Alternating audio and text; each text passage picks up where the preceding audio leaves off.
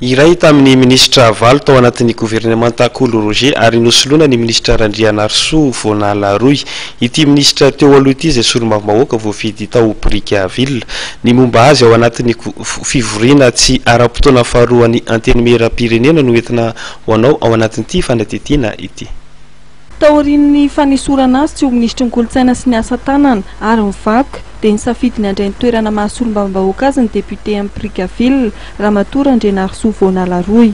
No mafisiny teo anivon'ny fitsarana avy momba lalam-pandrenana fa afaka manatrika amin'ny fivoriana tsy ara-potoana ny antenimieram-pirenena manomboka raha-pitso ny ministra teo aloha Randrianarso Vonalaroy. Solombavambahoaka na mbola hipetraka koa zany amin'ny olona izay lasany amin'ny gouvernemanta dia miantona le mandat.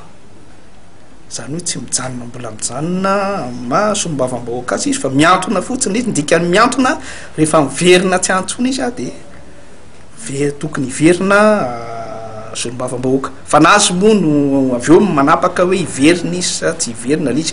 Zay zany raha tadidinareo niteraka olana le tamin'le nisy le lasa solombavambahoaka lasa ministra tamin'ny voalohany le misy tabataba be hoe ahoana tsy faharoan'ny listra no ampiakarina fa olona le hoe suppléant zany. Zay le dikany teny frantsay hoe suppléant ohatry ny amin'ny baolina mpisolo toerana fotsiny fa rehefa tafaverina ny tompo-toerana dia tsy maintsy miala ianao. Arak'izany dia afaka mandray ny toerany amin'ny mahasolombavambahoaka azy ao anatin'ny fivoriana tsy ara-potoana faharoan'ny antenimieram-pirenena ny solombavambahoaka voafidy tao Brickaville Ramatoa Randrianarso Vonalaroy.